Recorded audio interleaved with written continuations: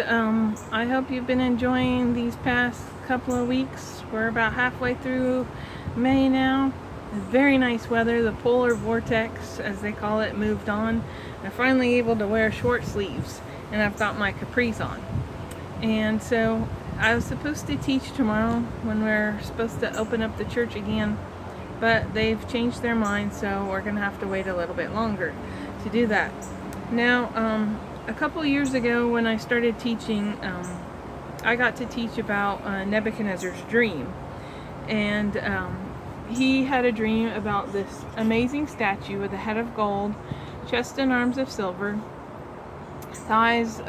belly and thighs of bronze or brass, legs of iron, and feet of iron and clay, which you can't see the feet very well, but I'll show you another where and it's mixed. Well, now everybody knows that nothing mixes with iron. You can't mix it together. Now, I like to bring to life the classes that I teach. So what I did is I went and I bought a Ken doll and I painted him with his head of gold, his chest and arms of silver, I put some duct tape on for a skirt, and his legs, and I even spotted his feet, if you can see that. So this is what I did. Now, tomorrow I am supposed to be teaching about the golden image. Now, if you remember the story, when Nebuchadnezzar dreamed this, there was also a rock that came down and smashed the statue, and it got bigger, and it filled the whole earth, and it became, you can see here, is Jesus coming again. And this is one of my favorite pictures of Jesus coming. I love that. So what it was, Daniel interpreted the dream, and here's another. If you like different style pictures, I like to see different pictures to see what the artists really thought, what different artists, and then you can get a better idea of what it is. So here's Daniel explaining the dream to Nebuchadnezzar. Said, first, you are the head of gold. You're the head of gold. You are Babylon. So this is Babylon, this Ken doll. Then it was going to be silver for Medo-Persia. So the chest and arms of silver. Gold is the king of metals. It's the most precious. Everybody wants gold. And then silver comes next, and it's inferior to gold, so that kingdom will be next. And then bronze, as bronze is inferior to silver, that would be next. And then iron, and then the feet of iron and clay. I just dotted there to get his feet. I did some touch up on him just this week in getting ready to teach the class, because I thought we were going to. So I want to say, here is what Nebuchadnezzar dreamed, and this is history. This actually happened. First there was Babylon, then there was Medo-Persia. If you read in after Nebuchadnezzar's last dream that he has, which many believe that he actually wrote that chapter in Daniel, his grandson was actually on the throne. He saw the writing on the wall, the hand with no body that wrote on the wall, and Daniel interpreted that. Well, that night, he was killed, and the next one came in. Now, after that was Greece, and everybody knows the story about Alexander the Great, how he came in, he conquered the world. So he is the brass, this part of him. And then is supposed to be Rome, which this is the legs. Now, Rome was very powerful. Rome was in power. For some reason or other, the Bible goes through Babylon, Medo-Persia, but it goes Rome, but for some reason that part between the Old and New Testament that we don't have any history of is Greece, and some reason it's not in the Bible, but it's still part of history. Now, the legs were of iron, and when Jesus was born, Rome was in power. Well, they're in power for a long time, which is probably why, so long. And after that, the mixed kingdoms, which there actually ended up being 10 kingdoms, and 3 of them went away. And iron and clay don't mix. And many people have tried to conquer Europe and bring it together, but they're unable to. So there's that. Hitler tried to conquer Europe, bring it together. Charlemagne, Napoleon, and there's others that tried to conquer it. Now, the fiery furnace this is a story about greed, really. As you know how Babylon is just the head of gold. Well, Nebuchadnezzar decided, I'm not going to let anybody come get my kingdom. So he makes this full image of gold. So this is what I got this week and have been working on. He still needs a little more painting. This is a different one. I'm supposed to be painting so you can't see his eyes. See, this guy, you can't see his eyes. This one, he still needs some more work. So, different style guy, but still the same idea. See, he's all gold. Didn't get his skirt just right. So, this is supposed to be the golden image that Nebuchadnezzar set up. And he wanted everybody to bow down and worship. Well, they didn't. When they finally had this set up, and everybody was supposed to kneel down and worship this image, when the music played, you can see the king's over there in his pavilion, and there's some people standing up. Shadrach, Meshach, and Abednego. And those are the names we know them by. We think of Daniel, Shadrach, Meshach, and Abednego. Well, Daniel is his Jewish name, and Shadrach, Meshach, and Abednego are their Babylonian names. They're actually named after different gods or what the gods could do, or so forth. So Daniel, it was actually Daniel, Hananiah, Mishael, and Azariah. And then they got to Babylon, and their names were Shadrach, Meshach, Abednego, and Belteshazzar. Belteshazzar was Nebuchadnezzar's god, very similar to Belshazzar, the last king. So I wanted to just give you some background of the story I'm going to read, and it's called Daniel and His Friends. It's the first book in this volume, number 5. And this is when they're still at Jerusalem. Remember the story I told you last time about Josiah? He stood next to the bronze pillar. Well, this is the temple. And this is found in chapter 1 of Daniel. It was noontime in the city of Jerusalem. The temple school for boys had been dismissed. Daniel and his 3 special friends were hurrying home to lunch, when suddenly a trumpet sounded. Tai, Tai, Tai, shrilled the trumpet. And Daniel and his 3 friends. It was the noontime call to prayer. 3 times a day, morning, noon, and night, a priest came out on the temple porch and blew on a ram's horn trumpet. Tai, Tai, Tai, it's time for prayers. Daniel turned about face toward the temple. His friends turned about face toward the temple. All the people of Jerusalem stopped whatever they were doing and faced toward the temple. With heads bowed, they prayed to the God of heaven. And then here's the guy with the trumpet, and Daniel and his friends turning toward the temple. At home, Daniel's mother served pulse for lunch. Pulse is food like beans and vegetables, brown bread, berries, and dates. Daniel liked pulse. Pulse would make him grow tall. Pulse would make him grow strong. Pulse would make him get good grades in school. It always looked very good to me, whatever they had on the table, especially that bowl of fruit. And it looks like they have big old pancakes on the table, but I'm sure that's just the bread they had. Daniel, his 3 friends, and all the people of Jerusalem felt safe in their city. For hadn't the city a high stone wall around it? Look at that wall, and they're down here talking to their friends, just hanging out, and there's a watchman on the wall. And were there not strong gates in the wall with a watchtower above each gate where watchmen kept watch day and night? If Daniel listened, he would hear the watchman call, "First watch, all is well." And later, "Second watch, all is well." And still later, "Third watch, all is well." I think I probably got used to that. Probably like, oh good, second watch, all is well. But one day, all was not well.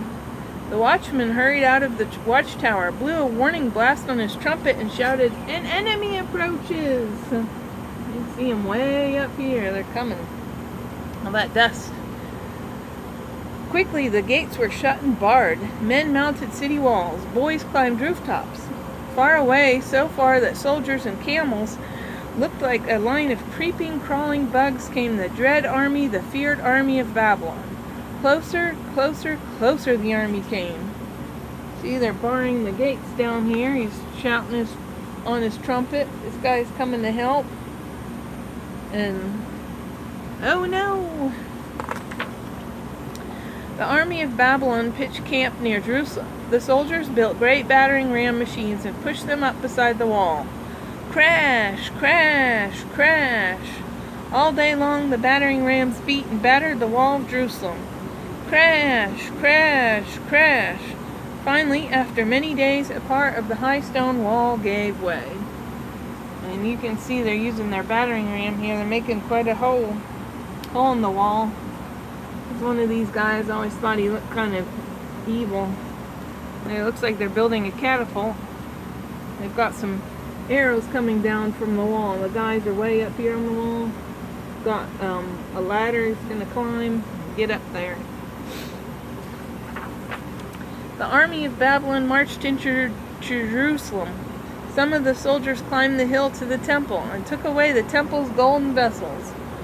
He's got a golden bowl, and this guy's got a golden chest. As the king of Babylon had commanded them to do, they took it away. Some soldiers stood guard, while other soldiers took men and boys prisoners. They took Daniel and his 3 friends. See, Babylon army came to Jerusalem 2 times, and Daniel and his friends, they believe, were taken in the first assault. The army marched the prisoners toward Babylon. The soldiers on camels led the way. Then came the prisoners, chained together. Next, donkeys bearing the golden vessels. Then more soldiers. For days and days the procession marched across a hot, sandy desert. Daniel's sandals wore out. His friend's sandals wore out. The hot sand burned their feet. They were thirsty. They were tired. But on and on they had to march until they came to Babylon. See, there's the line, and it goes way back here, snakes around all the way back there. That's a long way. And it looks like Daniel and his friends are right here in the same clothes they're wearing. The king of Babylon sat on his royal throne while soldiers paraded the prisoners before him. Said the king to the captain of the army, "Choose boys from among the prisoners, goodly boys. Give them food from my table to eat, and give them of my wine to drink. They shall go to school for 3 years to learn the wisdom of Babylon." Daniel and his 3 friends were chosen. Prince Melzar was given charge over all the boys. Yeah, there they are, standing before King Nebuchadnezzar. That's an ornate fan this guy has. That evening, Daniel and his friends talked together. "We cannot eat the king's food," said Daniel.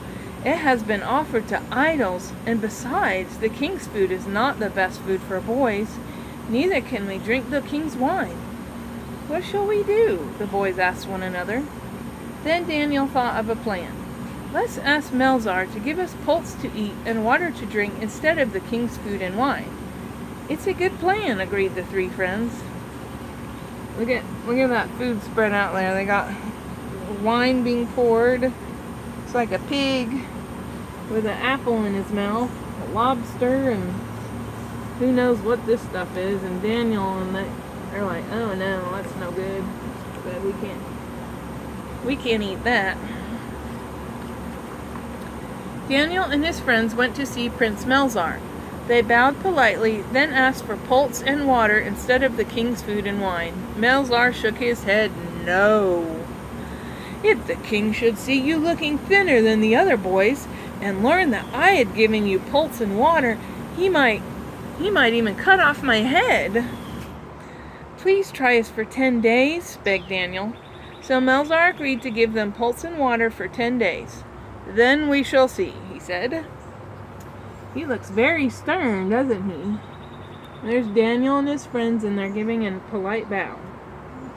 If you displease the king in any kind of way, he could have your head cut off, and that was not a nice way to go. Although Daniel and his friends were far from home, and there was no sound of a ram's horn trumpet to remind them, they did not forget to pray. Morning and noon and night, Daniel opened his window toward the temple back in Jerusalem, and prayed to the God of heaven. He asked God to bless the pulse and water, and to please let it make them strong, so that Melzar might know that pulse and water were better for boys than the king's food and wine. See, when you're young and you learn to pray and serve God and follow Him, it makes it easier to make harder decisions. See, they went to the temple back home, and Daniel is still praying when he's here. I'm sure he did, but even before he was picked out. And he chose to keep praying, and he also asked for different food, for the healthy food he'd had before, and that made it easier for him to make harder decisions. Like later on in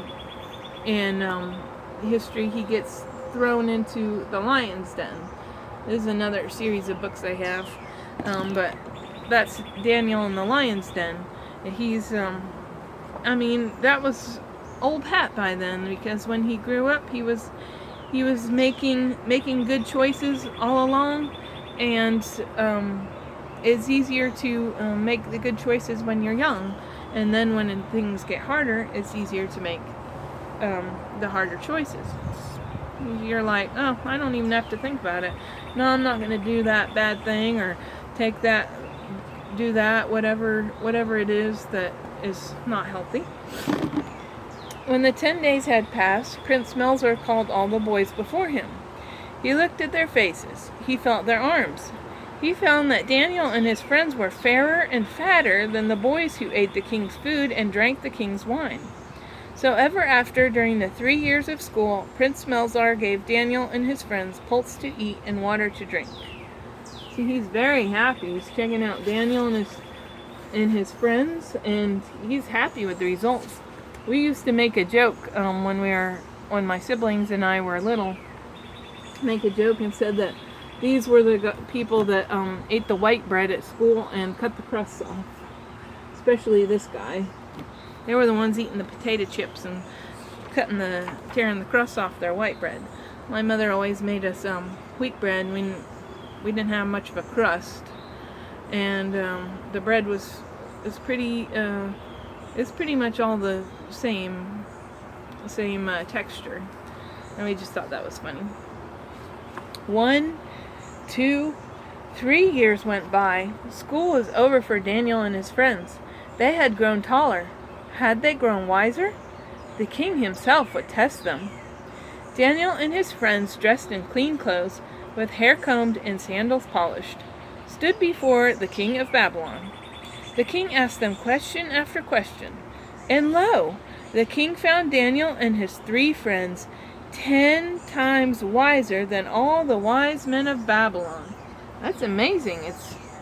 It's cool to be double smarter than anybody else, but 10 times wiser? They look very smartly dressed in their sandals. And that was the story of Daniel and his 3 friends. And so when they made those decisions, it was easier. Daniel was given the gift of to interpret dreams. He could do prophecy. That's why he was able to help the king with his dreams. And he later had his friends promoted after the fiery furnace. He had his asked that they be promoted, and when they got to where they were supposed to fall down, they didn't have a problem. They're like, no, we've served God all our lives. He blessed the pulse and the water, and he protected us, and he gave that dream to Daniel so he could interpret it for Nebuchadnezzar, and that was just the way it's going to be. So it was, when you make good choices when you're young, it gets easier when you get older, and you follow the wise counsel of others, and you say, you just make good choices. And it's a beautiful day. There's cats running around here, friends of the part of the apartment, I guess, the people that moved in here. We don't have any animals. I have my plants, so I usually set them in one place and they stay there, which is the way I like it. And so I hope you enjoy this beautiful day and this weekend, and just keep studying and making good choices. And if you do go out, please be safe and careful. And I will see you in the next video. Bye.